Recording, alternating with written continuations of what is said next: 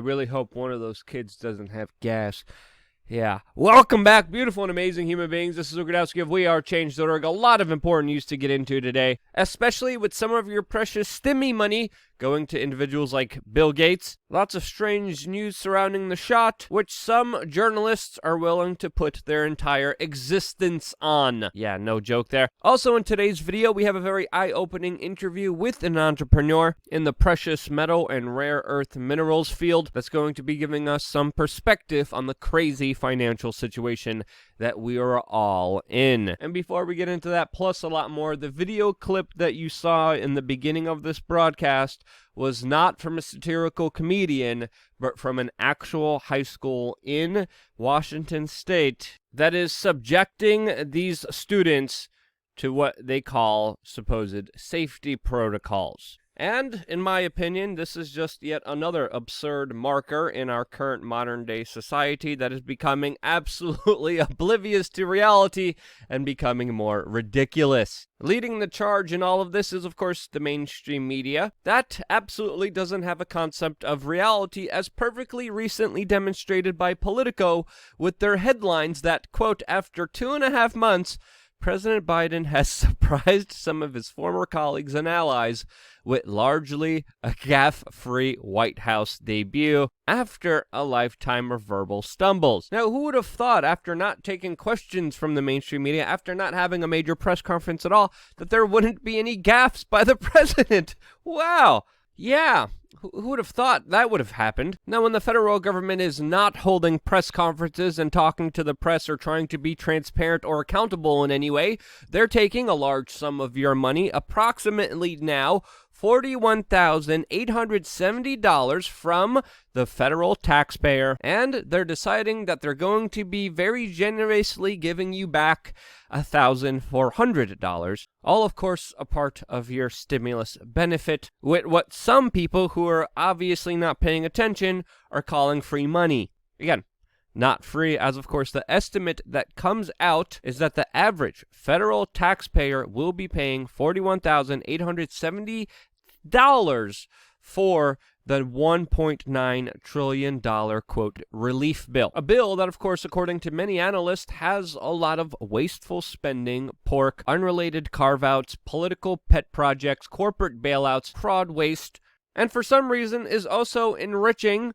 one of the world's richest people, Bill Gates himself. As a provision in the $1.9 trillion relief bill is allocating $3.5 billion to a Bill Gates organization that is totally unrelated to the sickness of last year. And we have to ask ourselves, if Bill Gates is donating all of his money, why is the United States giving him more money for his projects? Why is the American taxpayer gifting one of the world's richest people with billions of dollars that it doesn't have? Which would really make you wonder what's really going on here, especially when we have in comparison a lot of the protocols, recommendations from Bill Gates and other individuals promoted by the mainstream media, compared to, of course, the reality of what happened and the consequences of those recommendations by these individuals. And I think one fair representation of that is the outcome from citizens of the state of Florida versus citizens of the state of California, the government's role throughout all of 2020, and the bigger consequences that people are going to be paying because of very bad decisions based off no science at all. Now, also, in related news, we've been talking about the last few days about some complications and even some deaths related to, of course, the shot that the mainstream media and individuals like Bill Gates are heavily promoting. A lot of news has been centered around AstraZeneca, and there have been horrible cases that we have almost been hearing every day, like the latest case of a physical therapist that was 28 years old that passed away. And again, it's important not to jump to conclusions. It's important to wait till we get all the information. In Italy, there are even manslaughter charges right now being investigated after a teacher died hours after getting the shot. And again, it's important not to jump to conclusions, but I think it's also important to call out some of the hypocrisy that we have seen by the mainstream media that previously, just a few months ago, was ruling anything and everything, a death related to the sickness, including this article about a man who died from falling from a 10-foot ladder that was actually killed from the sickness, or this one in New York City, where a man was shot 7 times and then 5 days later died from the sickness, unquestionably. But when it comes to these new strings of deaths, the mainstream media already has a conclusion without any kind of investigation or forethought. And I think it's very fair to say that the mainstream media is a little biased here, to say the least, as perfectly exemplified by this Norwegian journalist that for some reason is claiming that she would love to die from this shot if it means people in Europe were not discouraged from taking it. Now, again, that's a very kind of bizarre, extreme situation. You don't need to be there. Hyperbolic, sensationalized statements like that don't really help anyone. They're ridiculous. They're off-putting. And I wish we could just live in a media landscape where people didn't jump to conclusions and said, hey, this did happen, but let's actually find out exactly what happened instead of just making it up. And again, as an independent media organization, it's important not to rush to judgment because you have an agenda or a point of view that, of course, you're willing to push that for some journalists is way more important than the actual truth. The truth matters here. There have been some complications, not just with the AstraZeneca shot. There are some countries that have banned it, yes. What's the correlation here? Are these freak accidents? Are they random accidents? Was the wrong dosage given? What's going on with the false positives? How will everything play out in the long run? Well, we don't know, and that's why we urge caution and critical thinking more than ever.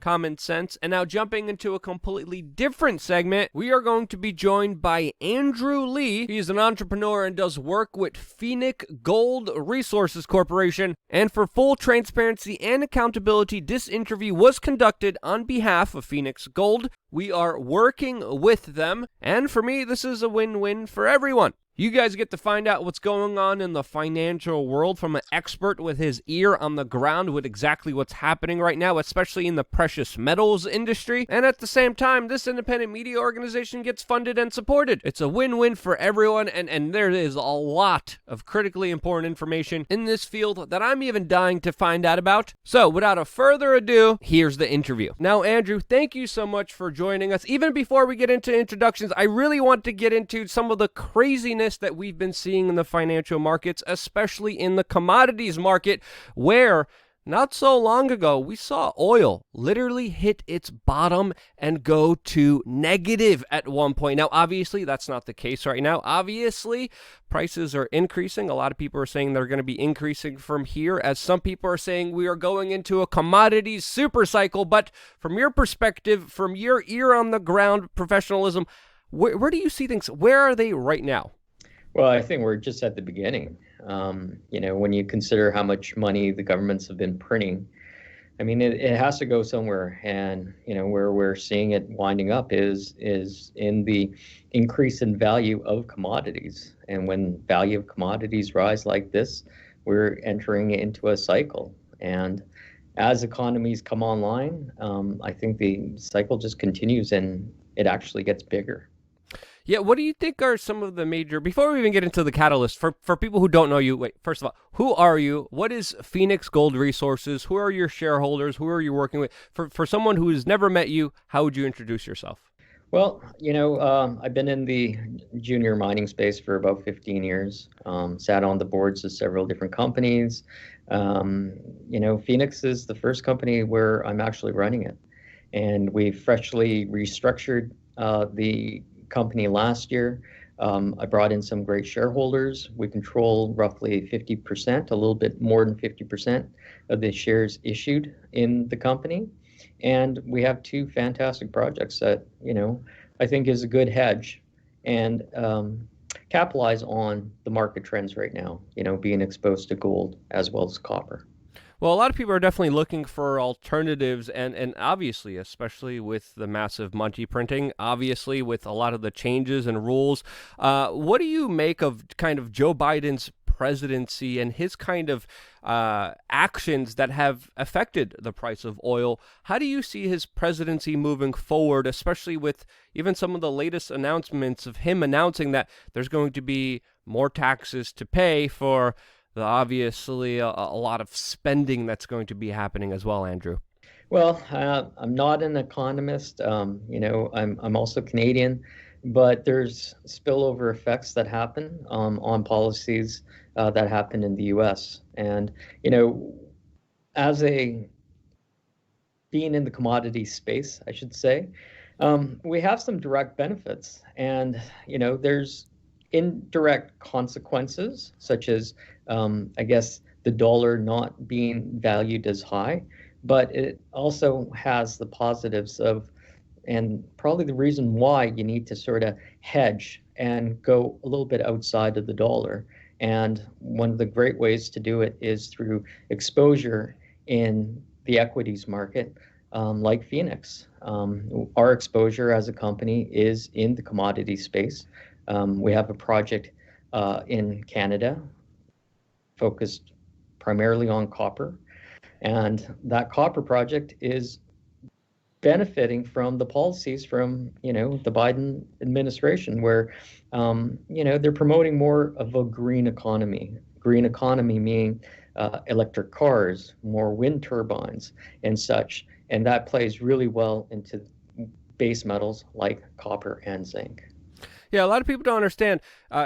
Free renewable energy is not that free. Just like free government services, they're not usually that free. Someone has to pay for it, someone has to make it, someone has to create it, or someone has to mine it, including things like batteries, which a lot of people don't understand. You need to mine, you need to get in some sort of way. Now, because of this, I mean, from what I've been seeing a lot of people saying because of this Green New Deal push by the Biden administration that we're going to see more of an incentive for people to go into mining, to go into raw minerals, and to make sure that we have them. As of course, there also seems like there's a big kind of resource battle between the United States and China. But before even getting into that, is this one of the reasons why you think Goldman Sachs is calling this era the commodities super cycle? Now again, Goldman Sachs has been wrong a lot of times as well, but what do you see yourself as a major catalyst? What are some of the fundamentals that you're seeing behind what people are calling a commodities bull market? Well, I mean, one of the cycles that we saw, starting in the mid 2000s there, and that lasted, several years before the financial crisis. But another after effect of the financial crisis was governments were printing a lot of money. And, we saw commodities rising and metals prices increasing as well for a good 3 years. And I see similar trends that are happening right now. It's that I see tremendous growth potential, and that's what's going to contribute to this super cycle. It's going to be an effective supply and effective demand. And as demand exceeds supply, I think you're going to see commodity prices increasing. It's going to be interesting because, we saw a repression on the market by government forces, especially in 2020. I think it's definitely very fair to say that. We're seeing some governments kind of loosen up. We're even seeing Joe Biden say that you might be able to have a hot dog with your family on 4th of July if we're lucky and we do what the government says. And meanwhile, there's other, governments like in Texas and in Florida just saying we're going to do what we want. We're going to have as many hot dogs, as many family gatherings as we want. So we're seeing actually a boom in those states, which is very interestingly comparatively to, of course, California and New York that had the absolute opposite approach of that. But do you fear a larger kind of issue with hyperinflation? How real is this kind of larger economic threat? How seriously are you personally taking it? Because we've been hearing this talk for a while. The government is recklessly spending money. There's no way they could pay it back. People are worried about hyperinflation. How real is this threat for you personally? For me personally, I think it's not at the forefront of the policies and how I'm running Phoenix. My goal for Phoenix is really to drive shareholder value, and the way I can do that is focus on what I can do running the company, and that's building up the value in the projects that we have, proving up the resource in Newfoundland, resource in Nevada, and making the right business decisions As investors and personally as an investor, one of the ways that I'm kind of looking at, hey, how do I make my money hold its value a little bit more, is by getting into different asset classes, whether it being gold assets or other commodities, or whether it's equities. A lot of people have talked about Bitcoin. They I guess people have to make their own decisions. I'm not a financial advisor. I'm not a economist.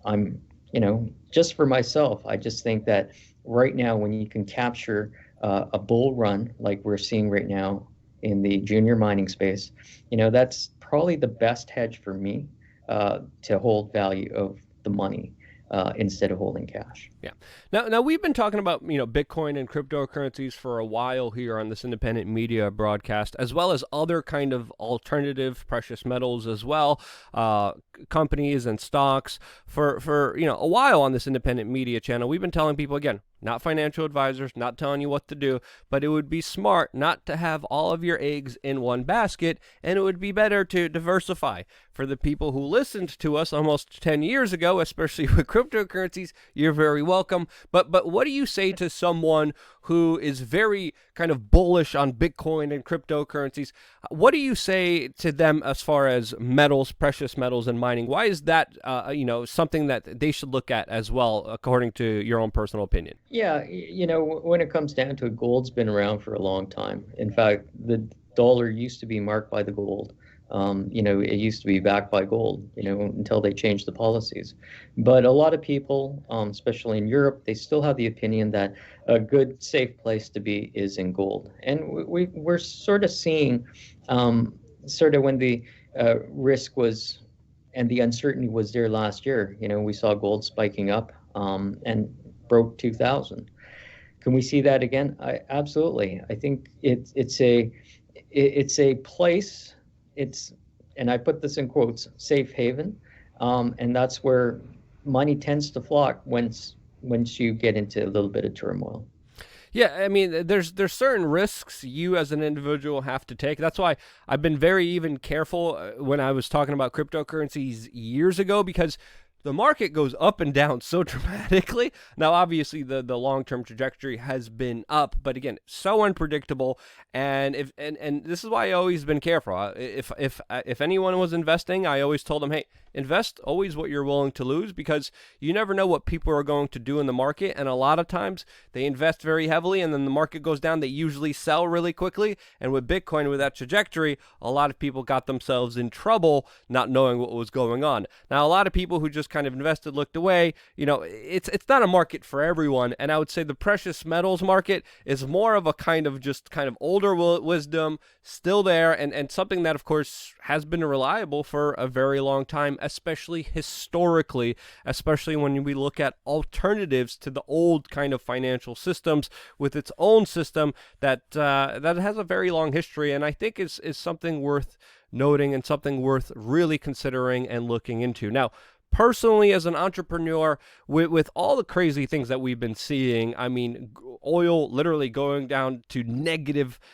price ranges to now skyrocketing back up. How do you kind of move in this landscape that is so unpredictable, so crazy, and so wild? Well, I mean, it takes a little bit of you got to follow your gut. And we were kind of preparing a little bit also that we would have a transition in the government and policy.